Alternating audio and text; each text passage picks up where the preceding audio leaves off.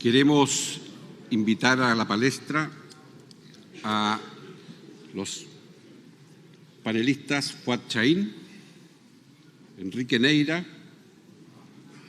Nora Barrientos y Eugenio Tuma.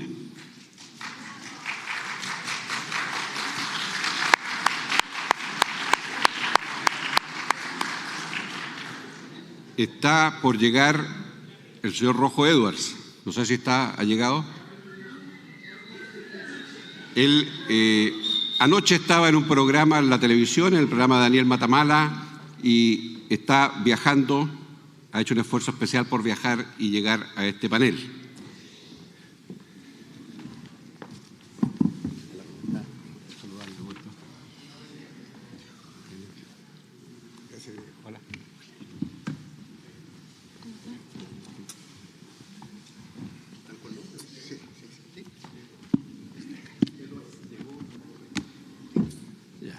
Me avisa nuestro presidente que Rojo Edwards está en el aeropuerto, así que pronto lo tendremos acompañando aquí en esta mesa.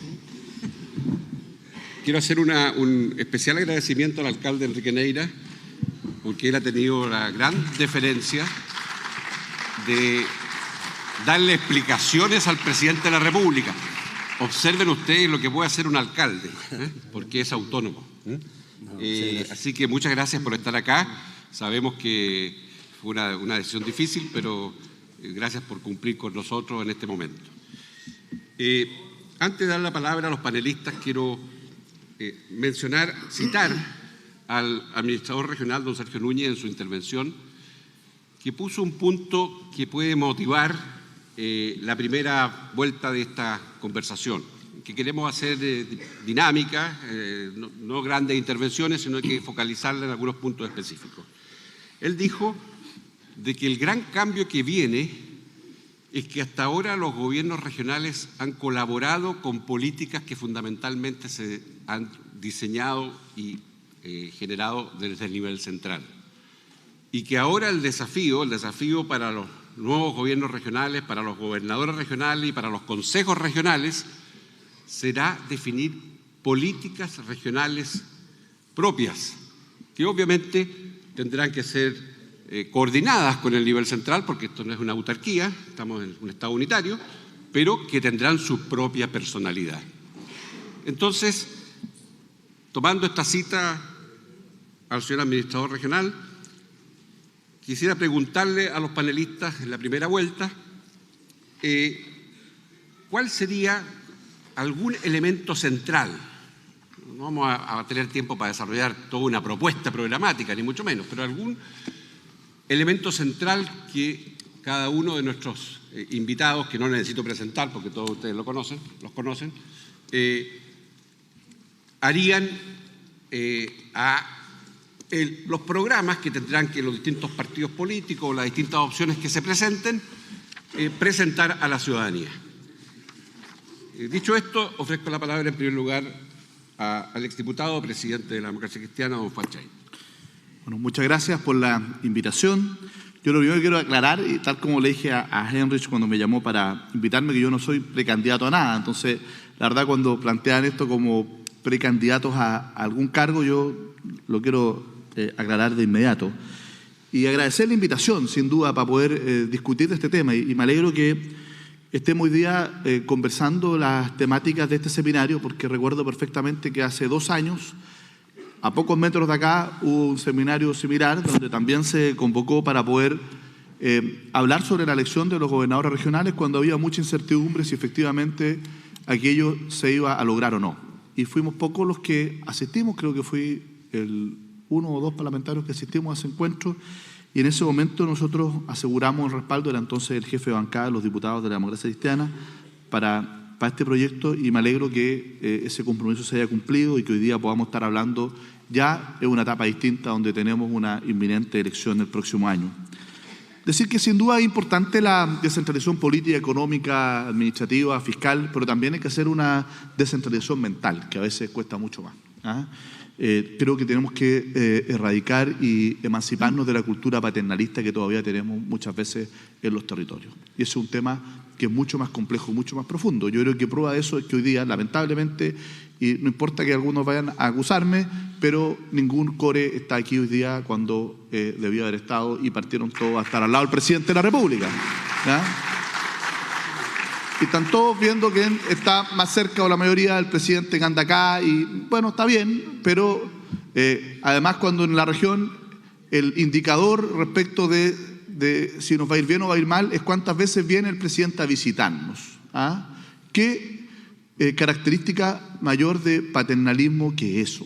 Y eso tenemos que cambiarlo definitivamente, tenemos que creer en nosotros. Yo creo que después de tanto tiempo esperando una solución mágica desde la Alameda o sus alrededores, de la Moneda o sus alrededores, tenemos que empezar a entender de que eso no va a ocurrir y que los problemas de la Araucanía tenemos que solucionarnos y resolverlos desde la Araucanía, y a partir de la elección de gobernadores regionales tenemos mucho más posibilidades para hacerlo. Decir que yo no voy a repetir todo el diagnóstico que lo conocemos, de nuestros indicadores, de los problemas que tenemos, pero tenemos un problema que es más intangible, que es la desconfianza. Ya es un problema para las democracias y para la política en el mundo, particularmente en nuestro continente y en nuestro país, pero que se agudiza acá. Tenemos un problema de desconfianza instalado enorme, y que eso nos impide resolver adecuadamente nuestros problemas, nuestras dificultades, nuestros desafíos, y aprovechar nuestras oportunidades. Y yo creo que tenemos que ser capaces de ir construyendo confianza con el mundo privado, confianza con el pueblo mapuche, confianza, porque tenemos hoy día una región fracturada culturalmente. Cuando leía el libro y veía, ¿no es cierto?, la definición de región y por qué las regiones eran las que eran, por parte del profesor Humberto Nogueira, uno se da cuenta que efectivamente eso calza poco con nuestra región. No tenemos una región homogénea culturalmente, ni territorialmente. Tenemos una región tremendamente diversa, pero que tenemos que aprovechar esa diversidad no como un obstáculo para el desarrollo, sino que entender que la multiculturalidad de la Araucanía tiene que ser la base sobre la cual se construye una estrategia de desarrollo particular para nuestra región, y que tenemos que ir resolviendo esos temas de desconfianza, o si no, la verdad que lo que hagamos no nos va a dar los resultados necesarios. Y yo veo, para no hablar de todos los problemas del pasado y el Estado que llegó tarde, etcétera, oportunidades de futuro. ¿Por qué? Porque hoy día hay una nueva sociedad, y esta nueva sociedad nos representa toda oportunidad, está cambiando mucho, tenemos una sociedad distinta, y creo que esa nueva sociedad, si somos capaces de adelantarnos a las tendencias globales y tomar decisiones inteligentes desde los territorios, nos puede permitir hoy día marcar la diferencia. Por ejemplo, en materia económica, ya no van a existir estas grandes empresas que generan millones o miles de empleos, sino que vamos a tener a millones de pequeños emprendedores que generan 2 o 3 puestos de trabajo, donde el valor de la diversidad, de lo diferente, de lo distinto, de lo que tiene un valor agregado, no solo desde el punto de vista del desarrollo de un producto, sino que desde el punto de vista cultural, de su origen, de cuán amigables con el medio ambiente. Eso marca la diferencia, y tenemos una oportunidad enorme para poder hacerlo y para poder estar en la vanguardia de la economía del siglo XXI, porque ya estuvimos en la retaguardia de la economía del siglo XX, donde tenemos que empezar a hablar de la economía digital, de la economía circular, que es una tremenda oportunidad para nuestras comunidades, para nuestro mundo rural, para involucrarnos en el desarrollo. Y de alguna manera esas oportunidades tenemos que hacerlo también muy vinculado a la educación. Cuando hoy día todavía en nuestro país estamos educando a los jóvenes para una sociedad que ya no existe. La sociedad del siglo XX ya no existe. Y estamos entregándole conocimientos cuando los conocimientos de la información la tienen acá. Y lo que tenemos que entregarles son herramientas, habilidades que desarrollen su creatividad, el juicio crítico, porque así van a poder enfrentar de mejor manera el mundo que viene. ¿Por qué no partimos haciéndolo aquí en la Araucanía y hacemos una verdadera revolución curricular y metodológica para preparar a nuestros jóvenes para la sociedad que estamos viviendo? Y lo partimos haciéndolo a partir de la descentralización y las oportunidades que eso genera. Ahí vamos a marcar efectivamente la diferencia si queremos estar a la vanguardia del futuro y no seguir a la retaguardia. Por eso es que me pareció muy interesante uno de los capítulos del libro cuando se habla gestión del conocimiento estratégico. Qué importante es eso, tener centros de pensamiento, think tank, cómo nuestras universidades no solo se preocupan del pregrado, sino que también desarrollamos una oferta de posgrado para evitar la enorme fuga de inteligencia, de capital humano que se nos va a Santiago o a otras partes y que después es muy difícil de que vuelvan. En la sociedad del conocimiento, el capital humano y la información son los principales capitales y lo estamos perdiendo. Y por eso es que es tan importante quizás repensar la universidad.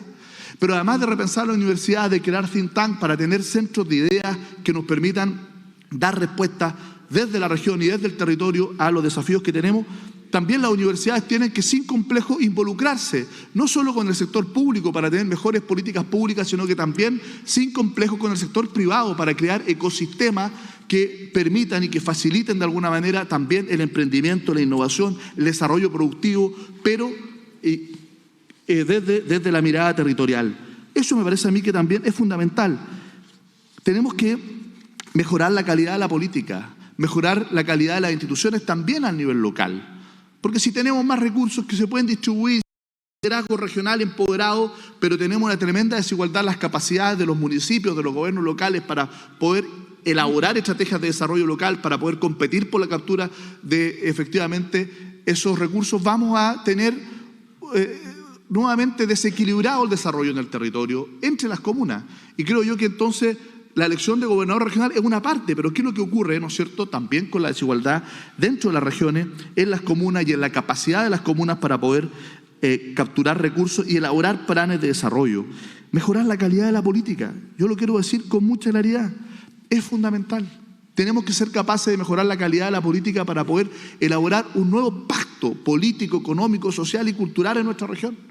Un pacto en que seamos capaces de construir un nosotros. Y eso tiene que hacer no solo desde la política, también con la sociedad civil, porque esto tiene que tener un rol muy importante en la participación. Hoy día la región de la Araucanía no ha sido capaz de construir un nosotros, una visión común de lo que queremos de nuestra región. Y si tenemos un gobernador regional elegido democráticamente, pero tenemos la incapacidad de construir una visión compartida de la Araucanía que queremos en los próximos 20 o 30 años, la verdad es que vamos a seguir esperando otros cambios institucionales para tratar de resolver los problemas, pero si tenemos clara una visión y somos capaces de construir un pacto y construir confianza, esta puede ser la gran oportunidad para poder dar el salto que nuestra región espera. Y lo digo también con un sentido crítico y autocrítico. Yo aprobé con entusiasmo la elección directa de los CORE y yo me pregunto muchas veces, ¿cuáles son los criterios de asignación de recursos que tenemos en el FNDR? ¿Cuánto proceso de recentralización tenemos porque le distribuimos un montón de plata a los servicios, como también lo dijo el administrador regional, para que hagan programas diseñados nacionalmente y no con pertinencia regional? ¿Cuántos recursos realmente están orientados a una verdadera estrategia regional de desarrollo? De los que a veces, mira, que se puso de moda que todos queríamos cancha de pasto sintético, puras canchas de pasto sintético, y edificio consistorial, puro edificio consistorial. Y a veces hemos ido perdiendo el sentido del impacto que tiene la inversión pública efectivamente en el desarrollo de los territorios y en la superación de la pobreza. A veces cuando uno ve los criterios con los que se le asignan recursos a un municipio versus otro, la verdad es que no cuadra porque hay tanta desigualdad en la distribución de los recursos. Tenemos que mejorar también la calidad de la política. Y quiero terminar con una frase. Darwin, alguien citó a Darwin aquí, entiendo. Darwin decía que las especies que sobreviven no son las más fuertes, sino las que mejor se adaptan al cambio. Y estamos en una sociedad en cambio permanente.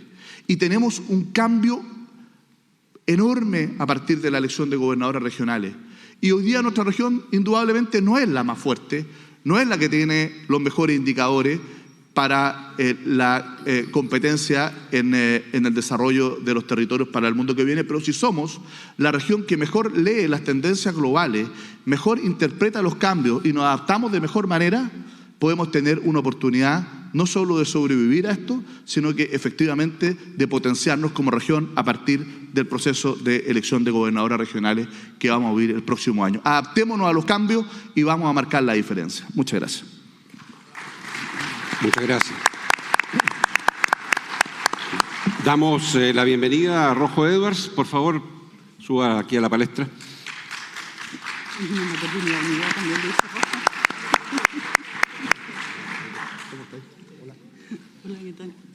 Hola.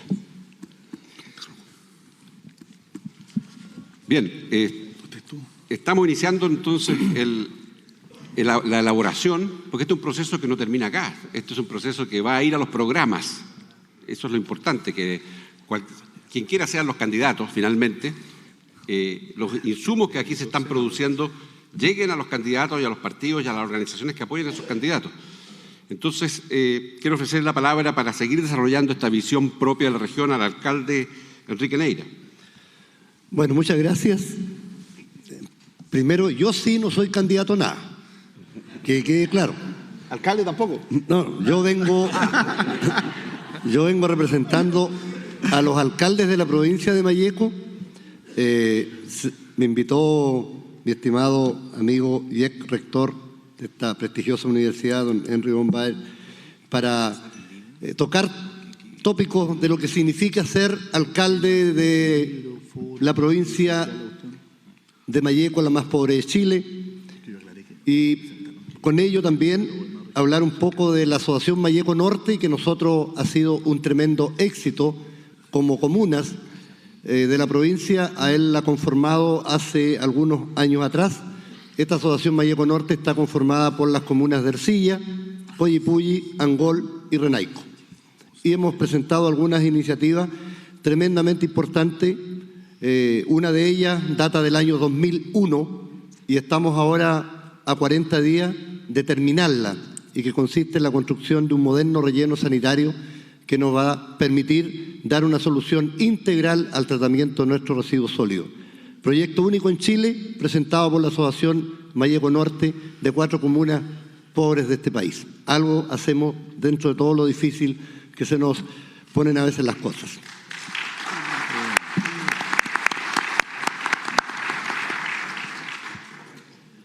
Quiero, en esta especial oportunidad, y tal como decía nuestro presentador, sí, efectivamente, yo estoy hoy día con el presidente de la República en Angol, iba a hacer una visita al nuevo hospital, pero mi compromiso era este. Pero más que el compromiso es la importancia que tiene indudablemente esta nueva ley que permite que los gobernadores regionales sean elegidos en forma democrática por la ciudadanía.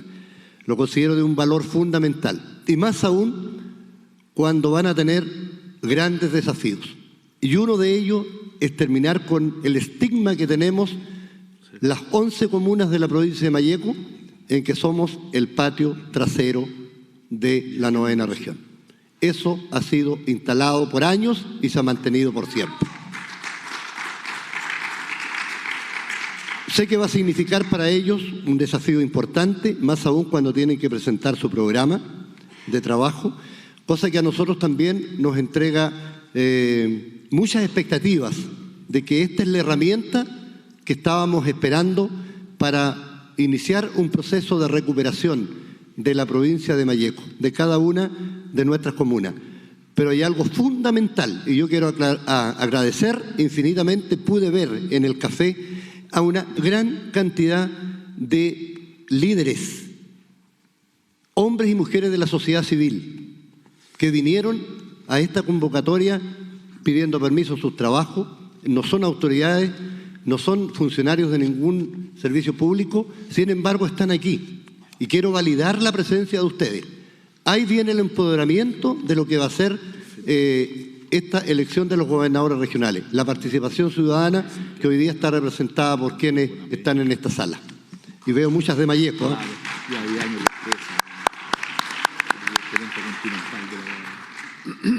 Cuando uno tiene que administrar una comuna de recursos complejos y siempre las demandas superan a las necesidades, se transforma en el tiempo un lindo desafío. Más allá de que tiene problemas complejos, pero para los alcaldes constituye un desafío importante. Mejorar la calidad de vida de nuestra gente, indudablemente que cuando se logra, aunque no sea en un 100%, créanme que queda una satisfacción de servidor público tremendamente importante.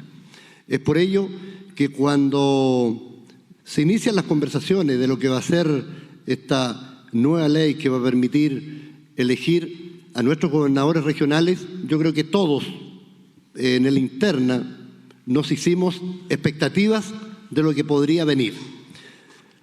Yo espero que haya una distribución equitativa de los recursos. Las comunas de la provincia de Malleco, cuando hemos llegado a un 25% de la ejecución presupuestaria del presupuesto regional, estamos casi felices, de al borde de la emoción, porque nuestro promedio no pasa entre el 11 al 14%.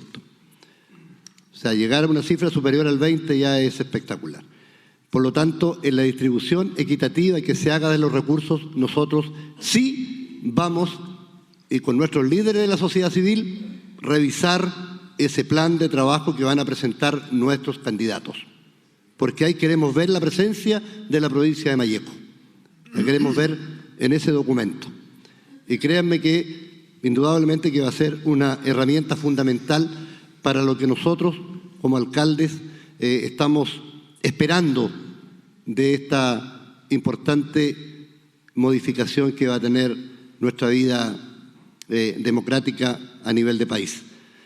Quiero expresarles también que nosotros estamos constituidos, no solo como Asociación Malleco Norte, también nos hemos constituido con otro tipo de asociaciones que involucran a otras comunas, como la Asociación Nahuel Buta, que tiene las del otro sector, Sauce, Purén, Traiguén y Lumaco, y las otras 3 comunas, que son Victoria, Lonquimay y Curacautín, forman la asociación del sector de los volcanes, la parte más turística.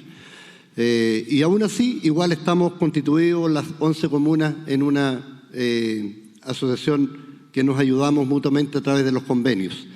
Quiero finalmente hacer mención a algo que me parece muy importante, que en cierta medida nos preocupa y esperemos que no ocurra. Y lo voy a tirar a la mesa para que haya tema también, porque generalmente aquí vamos a tener una situación que se puede dar, que el gobernador regional no sea de la colectividad política del momento, no va a pertenecer al conglomerado político que está gobernando Chile en ese minuto, ¿ya? Espero que esto no baje a las comunas y que se pueda ver de una situación más técnica y profesional, de una mirada desde el alto, siempre nivelando hacia arriba. Es una preocupación que la hemos comentado, qué es lo que ocurriría en una situación de esa naturaleza, más aún teniendo también la conformación del Consejo Regional de por medio. Entonces, no queremos que algunas comunas, producto de esta situación política que se tiene que dar, porque así tiene que ser, tenga que pagar algún precio producto de lo que pudiese ocurrir en una eventual elección de un gobernador regional que no fuera de la colectividad del momento, o si lo fuera, también podría ocurrir algo similar. Transmito esto porque se escuchan las conversaciones que hemos tenido en algunas reuniones de alcalde, y hay otras situaciones más que a su debido tiempo las daremos a conocer. Así que estoy tremendamente agradecido por esta oportunidad, comprometido al 100% con esta idea de descentralizar Chile. Esta es la herramienta fundamental si verdaderamente queremos pensar en el progreso y desarrollo de nuestra querida región de la Araucanía. Muchas gracias.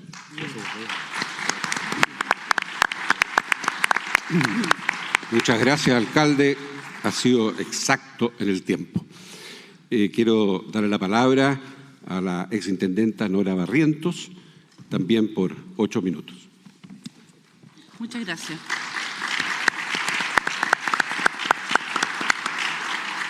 Buenas tardes ya a todos y a todas. Feliz de estar acá, feliz de integrar esta mesa, la única mujer, tengo que decir. Pocas mujeres en general, lo hago como comentario para los próximos debates, pocas mujeres en general participando, y no porque no tengan las competencias, las capacidades y la visión política.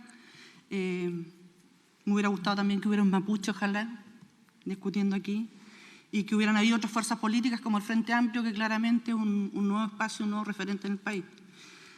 Dicho aquello, también quiero partir con una convicción profunda de lo importante que se instala con esta elección. En octubre del próximo año vamos a elegir por primera vez al gobernador o gobernadora regional, y efectivamente estoy convencida de que va a cambiar la manera de hacer políticas públicas. No soy de las que creo que va a recibir el traspaso de pocas competencias ni de una asignación insuficiente de recursos. Creo que ya la ley de regionalización entrega suficientes competencias más las otras que están en debate y lo más probable es que en el primer periodo ni siquiera ejerza todas aquellas. Así que lo primero es refutar a aquellos que dicen que va a ser insuficiente. Yo creo que esta primera autoridad va a tener una tremenda oportunidad para recoger una visión también de la región que probablemente todos hemos estado esperando con ansias que se plasme en políticas públicas más pertinentes. Dicho aquello, quiero hacer 3 referencias en particular. Una, o referirme de manera sucinta a 3 ámbitos. La primera, cuál es el estado del arte en el que estamos respecto de la descentralización. Porque no todos los actores políticos tal vez tenemos la misma convicción en esta materia, y eso es importante decirlo. Yo creo que todos queremos descentralizar, como lo decía Enrique en su presentación, pero muchos al momento de tomar las decisiones han pospuesto aquello. Y muchos también, teniendo las herramientas, no lo han hecho. A modo de ejemplo, después de aprobar esta ley, que ya se aprobó, ¿cierto?, en febrero del 2018, hay varios reglamentos que esta administración tendría que haber cursado. Algunos de aquellos todavía están pendientes. Tenemos, sí, el reglamento para las políticas de zonas de rezago, que claramente son relevantes en la región de la Araucanía cuando hablamos de territorios como Malleco, como decía el alcalde de Angol, como la zona costera de nuestra región, la provincia de Malleco claramente siendo la peor provincia respecto a los indicadores, ¿cierto?, de vulnerabilidad. También tenemos ya aprobado el reglamento de estándares mínimos para las áreas metropolitanas, que va a aplicar para el caso de Temuco Padre Las Casas. No obstante aquello, esta administración tiene pendiente todavía el reglamento para la transferencia de competencias. Había adquirido el compromiso de tenerlas a fines del año pasado. Esperamos que ello acontezca en los próximos meses. Tiene pendiente también el reglamento para los ítems específicos de los presupuestos regionales. Está en elaboración y el Ejecutivo ha comprometido a ingresarlo a fines del año pasado a la Contraloría. Tiene pendiente también un tema que parece no relevante, pero que yo particularmente, probablemente por mi propia formación, por la trayectoria que he tenido, lo destaco como lo más importante, que son los instrumentos de planificación. No existe todavía el reglamento para la Política Nacional de Ordenamiento Territorial y el reglamento para el Plan Regional de Ordenamiento Territorial. Y esto es relevante a la hora de descentralizar, porque son los instrumentos ordenadores y no van a ser meramente consultivos. Y allí nuevamente vuelvo entonces al traspaso de competencias. Si la autoridad regional electa define determinados criterios, formas de focalizar territorial o socialmente, en este instrumento van a estar plasmadas. Y no necesariamente, tal vez, como muchos han dicho, vamos a tener la billetera para ejecutarla. Pero sí el gobernador o gobernadora electo va a interlocutar con las autoridades del nivel central o los representantes de la región para que eso sí se concrete de esa manera. Por lo tanto, las políticas de vivienda tendrán determinados criterios, ¿cierto?, específicos para la región, las políticas de fomento productivo, las políticas de incentivo a la atracción de inversiones en los lugares también más desposeídos. Y también está pendiente el reglamento para poner en funcionamiento este nuevo espacio que debiera desarrollar una política específica en materia de ciencia, tecnología e innovación.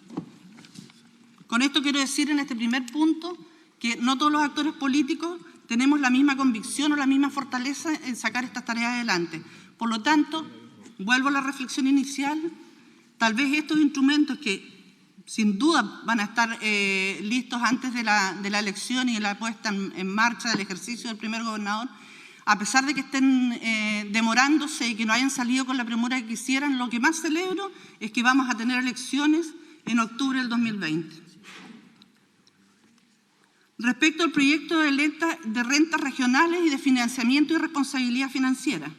Bueno, también este está pendiente. El ministro de Hacienda se ha comprometido que al 30 de octubre de este año lo iba a ingresar, ¿cierto? Y este compromiso lo hizo en el marco de la propuesta que ellos tienen del proyecto de ley de modernización tributaria.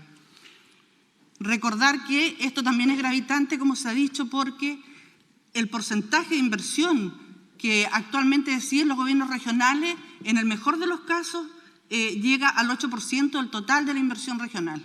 Y por lo tanto también tomar decisiones como esta es relevante, pronunciarse respecto del Fondo Nacional de Desarrollo Regional, de los criterios con los que se va a asignar el FNR, de los nuevos instrumentos de focalización en el nivel regional, son relevantes. Y eso, como digo, requiere también de que se dé conocimiento antes de que se inicie el proceso eleccionario.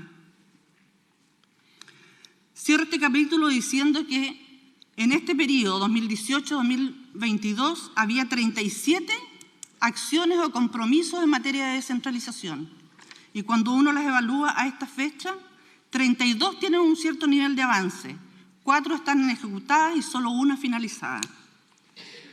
Mi primera constatación, entonces, es que el ritmo de descentralización de este gobierno se ha ido poniendo más lento, se ha ido dificultando y no ha continuado, incluso tomando medidas que por la vía administrativa de la desconcentración pudo haber realizado. Y vuelvo a un ejemplo concreto, que en particular también le afecta a Malleco, el Fondo de Convergencia Regional que se asignó para la provincia de Malleco. El primer ejercicio de un fondo desconcentrado, que lo que hace es reconocer que la provincia de Malleco es la que tiene los peores indicadores. En la administración anterior, en el presupuesto de ese año, se dejó consignados 5.000 millones de pesos para decidir sobre ciertas prioridades y brechas que estaban identificadas allí. En la discusión presupuestaria del año siguiente, el gobierno no incorporó el fondo y yo celebro que los parlamentarios de Malleco, en un acuerdo conjunto, lo hayan vuelto a reponer. Pero ¿qué ocurre hoy día? A esta fecha el gobierno regional todavía no ingresa ese mensaje. Entonces lo más probable es que ocurra es que no tengan después los municipios capacidad de ejecutar esos 5.000 millones. Pero no es porque no existe una cartera de proyectos ni obviamente no existan demandas que resolver. Es porque tal vez no hay convicción respecto a aquello. Y ocurre exactamente lo mismo con la zona rezago de Costa Araucanía. Hicimos un importante ejercicio, se hizo un plan, se compró un pool de maquinaria y el proceso volvió a foja cero. Se tiene que volver a hacer el plan, se revisó un nuevo reglamento y hay que volver a discutir entonces qué hacer. Y la ciudadanía en eso también siente cierta molestia de que le volvemos permanentemente a consultar respecto a lo mismo. ¿Qué cosas son importantes y que quiero relevar muy rápidamente? Bueno, la existencia de un área metropolitana para Temuco y para Las Casas. También en la nueva ley está un poco subsumida porque va a quedar dentro de una división como un departamento solamente de la división de planificación. Pero claramente es un ejercicio relevante porque hay temas que trascienden a una comuna. El tema de residuos sólidos domiciliarios, el tema de la contaminación que tenemos en Temuco y para Las Casas, conectividad, movilidad, el uso de los espacios públicos, son temas relevantes que se van a poder poner en discusión ahora en conjunto con este comité de alcaldes que van a trabajar coordinadamente con el gobernador regional. Lo otro que celebro es que los convenios de programación, que para los que no saben, son la herramienta que en el sector público permiten comprometer recursos de más de un año, existen, se usan, de hecho en nuestra región hay uno en materia de obras públicas y uno en materia de salud, pero el Ministerio puede, por ejemplo, en la discusión presupuestaria del año siguiente, aducir que tiene otras prioridades y dejar de colocar los recursos que tenía comprometidos en el convenio y los pospone para años posteriores. La ley ahora lo pone como obligatorio y es el Ministerio de Hacienda quien debe dar la certeza de que se incorpore en el proyecto de ley. Pero además crea otro convenio de programación, que es el convenio de programación territorial, que permite que focalicemos subregionalmente recursos en acuerdo con los servicios públicos y con los municipios. Y ese es sumamente relevante porque la brecha que hay que trabajar en algunos territorios, en algunas comunas, requiere ese esfuerzo conjunto. Por último, cierro, porque ya me dijeron que me queda muy poco tiempo, diciendo que yo aspiro a que efectivamente esta nueva autoridad recoja lo bueno que hemos hecho en materia de políticas públicas, pero que también piense la región de una manera distinta. Yo creo que tenemos un modelo que ya topó techo, que efectivamente si seguimos igual, pensando en que, sobre todo en esta región, un modelo extractivista va a permitir generar condiciones de equidad, eso yo creo que ya no es factible. Por lo tanto, pensar de manera estratégica en lo que queremos, con una perspectiva sociocultural, identitaria y territorialmente diferenciada, es lo que puede hacer la diferencia. Y, entre otras cosas, tomar medidas como, por ejemplo, que las empresas forestales en esta región empiecen a tributar para que efectivamente esos impuestos que ahora no colocan puedan también ser un beneficio para la región. Gracias.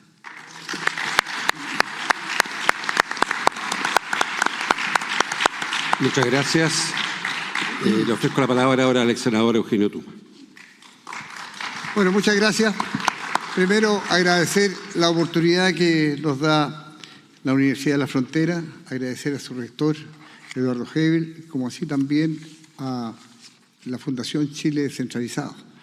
Yo, como parlamentario, tuve la oportunidad de conocer los esfuerzos que Chile Descentralizado realizó, no solamente en el Congreso, sino que en todo el país respecto de llegar al punto donde estamos. Hubieron discusiones de cuándo era la oportunidad, si votábamos antes o votábamos después la elección de gobernadores, pero en definitiva tenemos un resultado que es positivo para la descentralización. Y creo que va a haber un cambio sustantivo respecto de lo que significa la descentralización, que muchos ciudadanos no saben, ¿no? La ciudadanía no sabe lo que implica esta transformación, este nuevo modelo, como decía Nora. Este nuevo modelo que, como preguntaba, ¿cuál es el elemento central? Nos dice Diego Portales a los panelistas. ¿Cuál es el elemento central que viene ahora a proponer los candidatos? Bueno, en mi opinión, que todavía no soy candidato, soy precandidato, en mi opinión tenemos que construir, no es una apuesta personal, es una apuesta colectiva y tenemos que construir una propuesta. ¿Y cuál es el elemento central? La participación. Los gobiernos regionales o llamados gobiernos regionales, hasta ahora dirigidos por un intendente que es generado a través del nombramiento del presidente de la República, no tiene participación en la generación de esa autoridad. Ahora van a tener participación en la generación de esa autoridad, lo van a elegir los ciudadanos, de tal modo que el elemento más importante de este nuevo modelo es cómo dialoga la región de la Araucanía con sus temas y cómo se priorizan sus temas frente a la moneda o frente al poder central. Ya no va a ser un diálogo vertical en que el presidente o el ministro escucha las peticiones del intendente. Es un diálogo de conversación, de entendimiento, de colaboración entre un gobierno regional representado por su autoridad y sus autoridades desde el punto de vista de representar un programa. Ese programa que vamos a construir a partir de ahora, que ya lo estamos construyendo, pero con el fortalecimiento de este tipo de eventos, con el aporte que está haciendo Chile Descentralizado y en la invitación que nos hace a todas las instituciones a poner cuáles son las apuestas, cuáles son las prioridades que la región tiene en materia de medio ambiente, cuáles son los problemas que esta región tiene. Claro que tiene problemas de medio ambiente, tiene problemas de contaminación, tiene problemas de transporte, tiene problemas de congestión vehicular, tiene problemas de infraestructura, tiene problemas también políticos desde el punto de vista de la falta de entendimiento, o más que de entendimiento, la falta de un Estado activo frente a la deuda que tiene con los pueblos originarios, particularmente con el pueblo mapuche en esta región. ¿Y quién representa al Estado? Bueno, el presidente de la República está muy lejos. Como está muy lejos el Estado de los problemas de los ciudadanos. Como yo he sido testigo de cómo cuando una población recién inaugurada en Carahue, que está distante del terminal de colectivo, tiene que pedir permiso al ministro de Transporte para extender en 10 cuadras el recorrido de la línea colectiva. Bueno, yo me alegro que recién se haya dictado un reglamento para trasladar esa competencia al CEREMI o al gobierno regional, pero en definitiva, aquí tenemos un conjunto de nudos que impiden el desarrollo, o cómo conseguir o lograr para un pequeño pescador de Nehuentúe una concesión acuícola. 18 años, la subsecretaría de Marina, por favor, tiene que estar estudiando las coordenadas, qué riesgo tiene, por qué está erradicado en la subsecretaría de Marina, por qué no tenemos la capacidad de tener algún actor regional que resuelva cómo entregamos esa concesión. Las concesiones de radio, especialmente las radios comunitarias, hay que pedirlas a Santiago cuando perfectamente esa competencia podría ser desarrollada aquí. ¿Qué pasa en Corfo? En Corfo las entidades que están prestando apoyo y asesoría a Corfo tienen que hacer rendición y la rendición se aprueba en Santiago. ¿Cómo no va a haber capacidad en Temuco o en la región de la Araucanía para resolver una aprobación de un programa que haya sido realizado por estas entidades? ¿Cómo la Subsecretaría de Desarrollo Regional tiene un departamento aquí regional. Ese departamento regional es el que califica, pone un visto bueno a los proyectos que se presentan. Una multicancha va a postular al PMB. Aquí se hacen los estudios, se hacen las mediciones, se hacen los informes. ¿Y dónde se resuelve? Se va a Santiago, donde se va a hacer el mismo estudio, la misma medición. ¿Por qué la Subdere tiene que resolver la Subdere en Santiago lo que se va a hacer en la región? Es decir, de eso se trata el cambio de modelo, de poder resolver los problemas de los ciudadanos en la región. El hospital regional, las grandes demandas que hay por cama en el hospital regional tiene que ver con la falta de pabellones. ¿Cómo resuelve la falta de pabellones? No lo puede resolver la región, lo resuelve Santiago. ¿Y por qué Santiago no resuelve de la misma manera que ha resuelto en otras regiones? Porque es una decisión de los gobiernos. El Maule tiene 24 pabellones, nosotros teníamos 20 hasta el 2010 el terremoto, nos quedamos con 10, todavía están los mismos 10. Y ocurre que la demanda por intervenciones quirúrgicas es enorme, es decir, la lista de espera es enorme porque hay falta de visión y falta de vincular la decisión de la comunidad regional a la decisión central para la construcción de esos pabellones. En materia de participación, yo diría que hasta ahora en este modelo solamente hay inercia y cada uno hace lo que puede, pero en el futuro vamos a lograr un gobierno participativo donde tengan una activa relevancia los planteamientos, las decisiones que nos puedan aportar el mundo académico. ¿Cuántos estudiantes hay en la región? 56.000 estudiantes universitarios. 56.000. ¿Cuántos funcionarios tiene el gobierno regional? 120. ¿Por qué se atrasan muchas veces los programas? Porque no hay capacidad yo quiero rendir un homenaje, a propósito, aquí está Gaby Cárcamo, que es presidenta del capítulo de los funcionarios de los gobiernos regionales, decirle que hay un reconocimiento de la calidad profesional de los funcionarios, pero son 120. Tampoco queremos crear un Estado burocrático que vaya creando más funciones. Lo que sí queremos es ser eficientes, resolver los problemas de los ciudadanos, avanzar en los proyectos de agua potable, avanzar en los proyectos de conectividad, la conectividad de Internet. En este momento hay zonas absolutamente aisladas. En este siglo donde todos andan con sus celulares, hay territorios completos que no tienen derecho a tener celulares. Entonces, cuando nosotros hablamos de equidad, hablamos de igualdad, tiene que ver con eso, tiene que ver con inversiones, con decisiones regionales, no con decisiones en Santiago. Entonces, el modelo de cambio que se nos viene encima tiene que ver con aquello, tiene que ver con cómo logramos tener cómo enfrentamos, lo decía Henry von Baer, si hay una guerra, un asalto militar, ¿no es cierto?, como lo tenemos permanentemente cuando hay catástrofes. Chile es un país de catástrofe. La región de la Araucanía es un país de catástrofe. Cuando no tenemos inviernos blancos, tenemos veranos secos, cuando no tenemos sequías, tenemos inundaciones, en fin. ¿Quién lo resuelve? La ONEMI en Santiago. Todavía necesitamos una autorización para que vengan a conocer cuáles son las realidades de la emergencia que tenemos.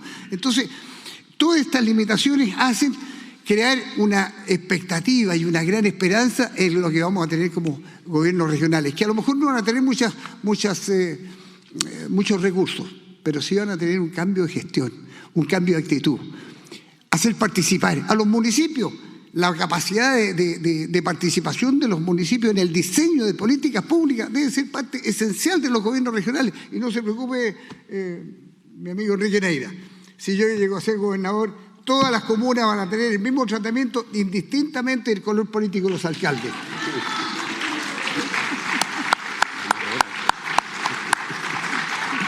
Por último, algo que no he tocado, que es una preocupación esencial, siempre dicen, bueno, ¿qué van a hacer con la violencia, con el terrorismo? Sí, cierto, hay terrorismo, pero ¿qué van a hacer en el futuro? ¿Qué van a hacer ahora los gobiernos que no han atinado ningún gobierno? No es que haya atinado algún gobierno, es que ningún gobierno ha hecho un cambio de la política iniciada hace más de 200 años cuando se inicia la pacificación de la Araucanía. Y este es un tema político, y es una decisión del Estado de Chile. Entonces yo no digo, mire, vamos a restituir la situación a 300 años antes.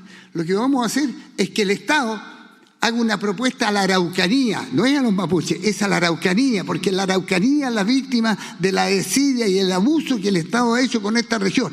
La región es la víctima, por tanto aquí tiene que haber una actitud del Estado frente a la deuda que se tiene con el pueblo mapuche, pero también frente a la deuda que se tiene con la región de la Araucanía. Por eso creo que un gobernador elegido va a permitir la participación y va a permitir representar al Estado en aquello que hasta ahora el Estado históricamente no ha hecho. Muchas gracias.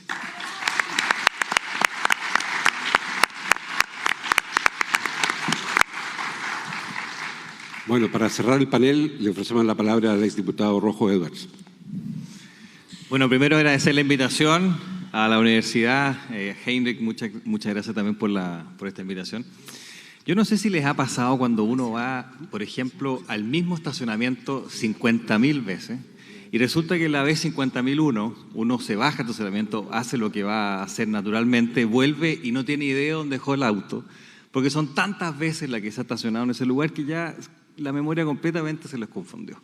Bueno, yo quiero contarles que hoy día me pasó algo parecido con el tema del check-in del avión, que no me acordaba si había sido check-in o no, y no había hecho el check-in, así que perdí el avión en la mañana y por eso tuve que tomar el siguiente y por eso que llegué un poco atrasado, así que pido las disculpas del caso y les agradezco todas las facilidades que dio la universidad para poder estar acá. Hace unos días atrás, hace un mes atrás me topé con Heinrich y Heinrich me hizo prometerle que me iba a leer el libro que él iba a lanzar en unas semanas más. Pero yo pensé que era un libro normal, no un ladrillo de este calado. Pero bueno, igual gente que he estado tratando de leerlo lo más que he podido hasta ahora y lo he utilizado de preparación. No sé si ustedes vieron lo que pasó con el libro este. No sé si vieron Cocodrilo Dandí. ¿Se acuerdan de la película Cocodrilo Dandí? Cuando estaba... Sí, parece que estoy mostrando el carnet. Estaba ahí el australiano con su señora, digamos, y viene un tipo a asaltarlo y le saca un cuchillo. Entonces el australiano lo mira y le dice, la señora le dice, pero ¿cómo no te pones nervioso con este cuchillo? Y le dice, ¿qué cuchillo? Saca un machete y dice, esto es un cuchillo. Bueno, esto la verdad que no es un libro, es un ladrillo, pero igual lo vamos a considerar para esta... Hay 3 principios básicos que nosotros, por lo menos los republicanos, consideramos siempre dentro de lo que es un programa de gobierno, sea gobierno nacional o en este caso un programa de gobierno regional. El primero es la defensa o lo que nosotros creemos que es el principal principio por los cuales las organizaciones políticas que nos hemos dado a lo largo de la historia se han realizado, ya sea repúblicas, ya sea imperios, ya sea principados o incluso las sociedades feudales.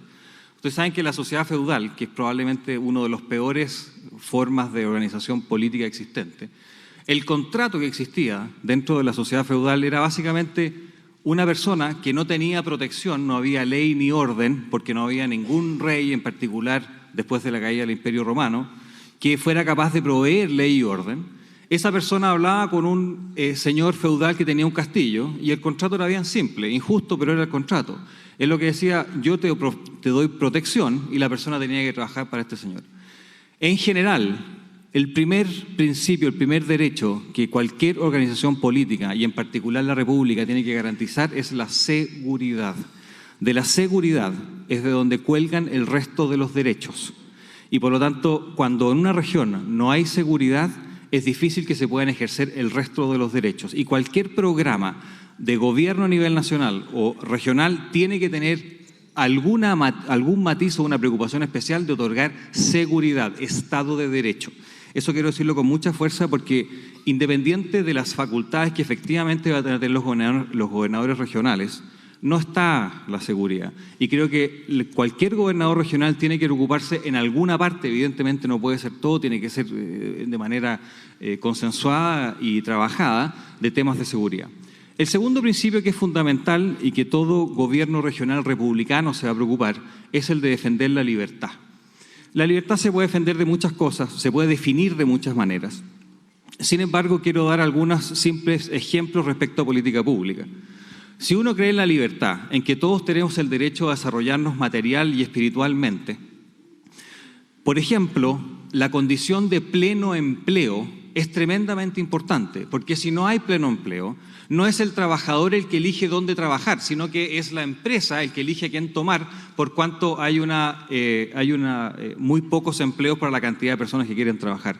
Y por lo tanto, una sociedad con pleno empleo se requiere de una sociedad con pleno empleo para poder ejercer la libertad. Y para que haya libertad, por lo tanto, por ejemplo, en este caso en el empleo, tiene que existir propiedad privada. Si no hay propiedad privada, podríamos llegar en el extremo a que haya un solo empleador que puede ser el Estado, y si tú tienes un problema con el Estado, no te puedes desarrollar material y espiritualmente simplemente porque es el Estado el que elige dónde tú puedes trabajar en caso que tengas algún problema con el Estado. Parecido la libertad en temas de educación. Si es que toda la educación está en manos de un proveedor, el Estado, y uno quiere para sus hijos una educación distinta a la que provee el Estado, requiero de que haya diversidad de proyectos educativos. Por lo tanto, nosotros siempre vamos a defender que hayan colegios particulares subvencionados para que haya diversidad de proyectos educativos, y siempre vamos a defender que hayan universidades estatales, por ejemplo, pero también que hayan otros proyectos educativos fuera de lo que puede entregar el Estado. Eso es condición básica de la libertad. Y tercer principio fundamental que nosotros defendemos, y los vamos a defender sea como gobierno nacional o sea como gobierno local, es temas de ciertos valores como la defensa de la familia, las tradiciones y las culturas. En particular en la región de la Araucanía, entendida como multicultural. Nos parece que es muy importante defender la familia, defender la cultura y lo que nos hace como somos, chilenos de la Araucanía, mapuches o cual sea la identidad que la persona puede tener. 3 principios fundamentales. Con estos 3 principios fundamentales quiero ahora bajar a cierta información que está en este excelente libro que ya he estado leyendo. Y en particular voy a elegir 3 papers que se entregaron. El primero, que me parece muy interesante y relevante para esta discusión, es la idea de un Estado unitario pero descentralizado. Creemos que la gobernación regional tiene que aspirar a ser un gobierno regional en temas socioeconómicos, en temas culturales, en una gama de temas. Sin embargo, no temas, por ejemplo, de constitución de leyes como podrían ser gobiernos autónomos que existen en otros países. Eso no es algo que nosotros favorecemos. Creemos que tiene que ser un gobierno unitario pero descentralizado. Esa es la constitución que favorecemos. Y por eso es que si finalmente nosotros, el Partido Republicano, es gobierno en la región de la Araucanía, no vamos a favorecer, por ejemplo, la institución o avanzar en territorios autónomos en donde el Estado y las leyes nacionales no entren. En particular porque los territorios en los cuales no entra el Estado no podemos estar seguros que las leyes se cumplen y perfectamente podrían haber actividades que están fuera de la ley. Por ejemplo, llevar un animal robado, carnearlo y sacarlo para afuera, o desarmar un auto que ha sido robado. El imperio de la ley tiene que estar en todos lados, y por eso favorecemos un Estado unitario pero descentralizado. El segundo paper que quería mencionar, Nicolás Bravo creo que es la persona que lo escribió, un excelente paper que detalla, entre otras cosas, todas las facultades que tiene la gobernación y el gobernador regional. Y entre ellos le da mucha énfasis al voto programático, que es el programa que va a tener los gobernadores que presentar. Esto va a ser un programa que va a estar democráticamente validado y por lo tanto va a poder ser defendible desde la región con toda la fuerza. Eso es un cambio de paradigma muy, muy importante para efectos de la representación de las necesidades de la región con lo que piensan en Santiago. Y además, no solamente en términos programáticos, sino que en términos políticos. Hace 5 años atrás, el gobierno, y lo hacen todos los gobiernos, no es mi intención, pero sí es un ejemplo que sí tengo en la mente, el gobierno decidió cambiar la cantidad de camas a través de la construcción de hospitales, porque había dicho que iba a hacer ciertos hospitales, cambió la priorización y bajó hospitales que tenía considerado anteriormente. El intendente de la época no tiene más remedio que decir sí, está bien, y tiene que venir a justificarnos por qué no se va a construir tal o cual hospital. Esto pasa con todas las intendencias, es por el modelo que estamos, no es una crítica absolutamente a nadie. Sin embargo, el gobierno central puede sacarnos un hospital que ya está priorizado y el intendente no puede decir nada. Bueno, el nuevo gobernador va a poder levantar la voz y decirle, ¿sabe qué más? Ese hospital es necesario, y ese cambio que usted está proponiendo, la verdad es que a la sociedad en la región no le parece. Y tener una voz fuerte que sea capaz de plantear los temas con todas las letras es muy importante. Y por último quería recalcar otro paper que está en este libro, que lo escribió Heinrich en su propuesta de un sistema, básicamente crear una especie de inteligencia regional. Tarjeta amarilla me están dando. No, un minuto. Un minuto. Inteligencia regional a través de la creación de think tanks, un sistema de creación de inteligencia que me parece que es fundamental. En Chile no se gobierna con datos, no sabemos si lo que hacemos funciona o no funciona. Déjenme darle un par de ejemplos, uno respecto a política pública y otro respecto a transparencia, porque los datos al final son transparencia. Cuando nosotros modificamos, y esto pasa en todos los gobiernos, pero yo voy a contar una experiencia que me pasó como diputado de oposición. Cuando hicimos la reforma tributaria del gobierno anterior, hubo 55 modificaciones a la ley de renta. 55. Las 55 modificaciones a la ley de renta, ninguna tenía un estudio que avale que lo que estábamos haciendo como cambio de impuestos tenía un efecto A, B o C. Ningún estudio de absolutamente nada, tampoco hay ningún estudio de lo que ha pasado con otras reformas. Y eso ocurre hoy día en la reforma laboral, así que la verdad es que esto es una forma de gobernar. Y nosotros necesitamos gobernar con datos. Y les doy un segundo ejemplo, para ir terminando.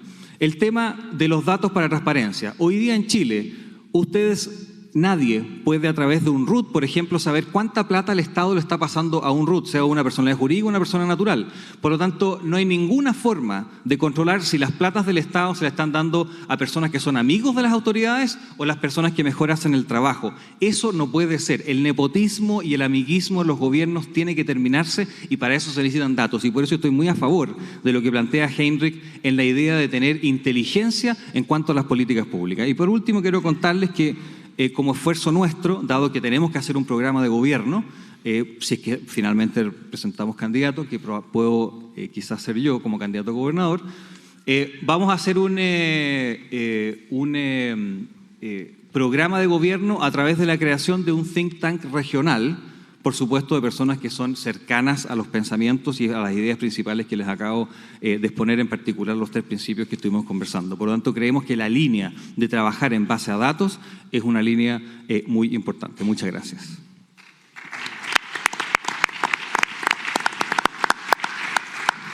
Bueno, nos quedan 10 minutos, de acuerdo al programa.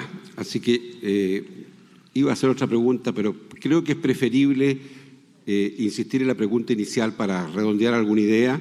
2 minutos para cada uno.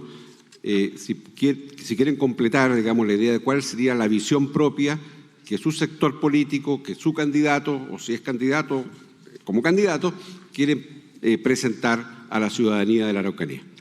Mira, Juan. yo quiero redondear algunas de las cosas que dije. Lo primero quiero decir que al fin el Rojo encontró su lugar político. Yo siempre me preguntaba qué hacen RN si está a la derecha la UDI. Y me alegro, que ahora debe estar mucho más cómodo. Decir, no. No se aguanta hablar en mí en cada debate que estamos, por favor. No, pero estoy contento porque creo que está en el lugar adecuado. Déjame alegrarme por eso. Yo quiero decir que hay un tema que es fundamental, mire, tiene que ver con el liderazgo. Porque claro, la elección le da legitimidad democrática, y eso le da un poder distinto, pero no podemos pasar y lo digo con afecto, digamos, no quiero de que los intendentes son una autoridad burocrática nombrada por el presidente de la República a tener caudillos en las regiones que repliquen la lógica del asistencialismo, el clientelismo, que lo que hace es destruir el capital social. Yo creo que tenemos que efectivamente tener el desafío de que elijamos verdaderos liderazgos regionales, que crean efectivamente la participación, que dejemos atrás la lógica del asistencialismo y del paternalismo.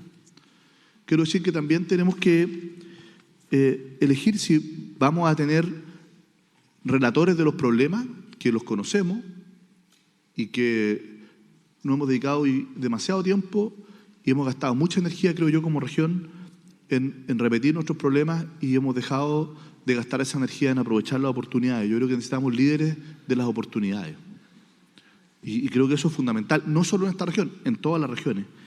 Y quiero volver a las oportunidades de desarrollo, no solo de desarrollo político a partir de este proceso de descentralización, sino que también de desarrollo económico, que es lo que mayor rezago tenemos como región. El siglo XXI, el valor agregado en la economía estaba dado por la industrialización.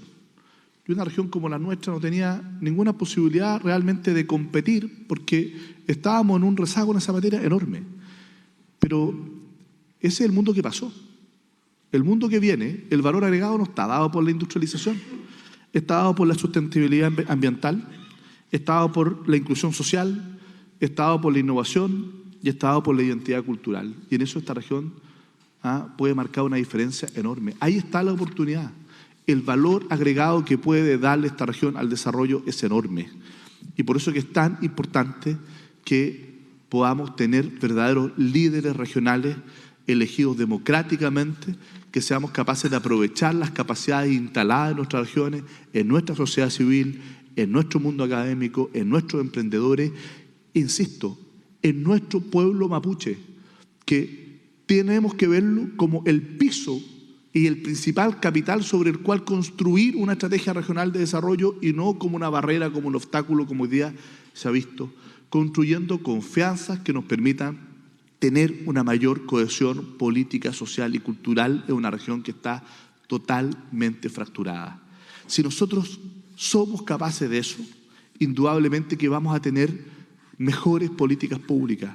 Los cambios no están dados simplemente por los diseños institucionales, por las leyes, por las normas, sino que efectivamente por la capacidad que tenemos de aprovechar eso en función de un objetivo y una visión común. Yo soy un optimista de lo que puede pasar en nuestra región si somos capaces efectivamente de mirar las oportunidades que nos depara el mundo que viene. Muchas gracias.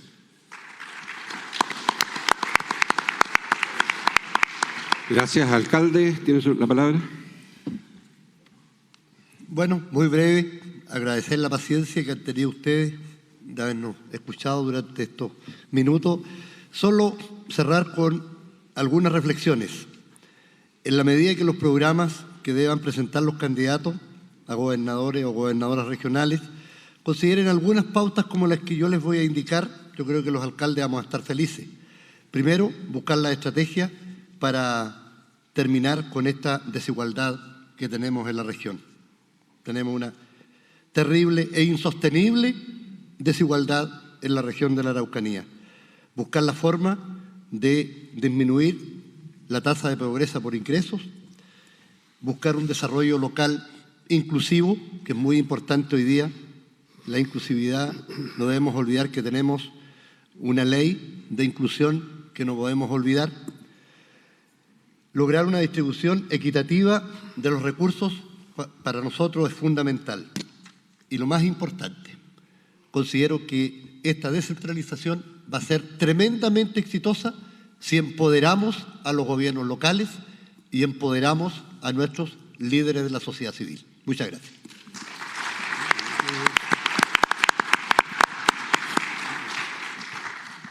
Nora. Bien, quiero también reforzar las ideas con las que cerré mi intervención anterior. Primero, la propuesta del gobernador deberá a futuro considerar el diseño de un modelo de gestión participativo. Creo que ese es un eje fundamental, que la visión de la región debería contemplar un modelo de desarrollo que recoja las diferencias socioculturales que tiene esta región y las diferencias territoriales que tiene, que por lo tanto, insisto nuevamente, revisemos el modelo extractivo que tenemos, que no solo yo creo que ya está colapsado, sino que es ineficiente desde el punto de vista energético, usando además como principal fuente los combustibles fósiles, que recojamos las lógicas de la economía circular, que recuperemos el valor de las economías que producen de manera diversificada, donde el solo hecho de contemplarlas genera primero posibilidades de mejorar las condiciones de vulnerabilidad, pero también la promoción de una cadena de valor integrado, creación de empresas asociativas, reconocimiento de que existe una economía mapuche que es eficiente y que genera mejores condiciones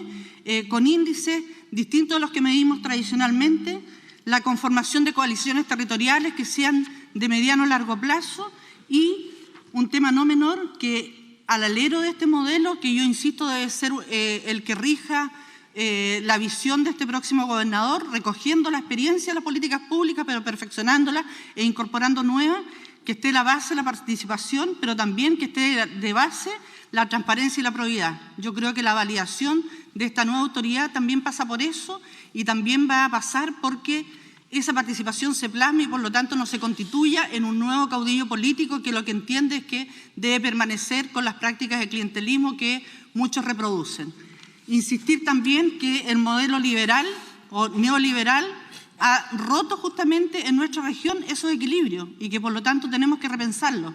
El mercado no es un buen distribuidor de las condiciones para que la ciudadanía efectivamente exprese todas sus potencialidades y por lo tanto tenemos que pensar también cuáles son los bienes y servicios que son y que debieran ser provistos por las políticas públicas. Por ejemplo, el tema del agua. Lo saco a relución porque habitualmente lo señalamos, el agua potable rural como un derecho básico. Si es un derecho básico que queremos garantizar, no puede estar supeditado, por ejemplo, a la capacidad técnica que tenga un municipio para formular el proyecto. Es una brecha que tenemos que asumir y responder todos los actores de la región. Y así podemos dar otros ejemplos de derechos que debiéramos garantizar en materia de innovación, de economía, de salud, en materia de espacios públicos, las ciudades amigables. Y ahí también otro ejemplo que tiene que ver con los temas de género. Las mujeres en las ciudades tienen una visión distinta de cómo se usa el espacio público, porque no circulan en igualdad de condiciones de seguridad. Y eso, aunque parezca muy básico en las políticas públicas, igual debe estar expresado. Por eso es necesario que todos los actores sean convocados para que esta nueva visión de región esté expresada en estas políticas diferenciadas en el nivel regional. Gracias.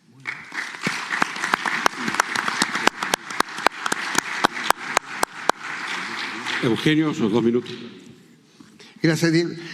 Mira, yo quiero insistir a modo de ejemplo de el cambio que debe tener la región a partir de los nuevos gobiernos regionales.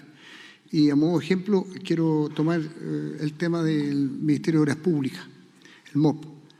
La ejecución presupuestaria del MOP, cuando se trata de recursos del sector del Ministerio, es alta.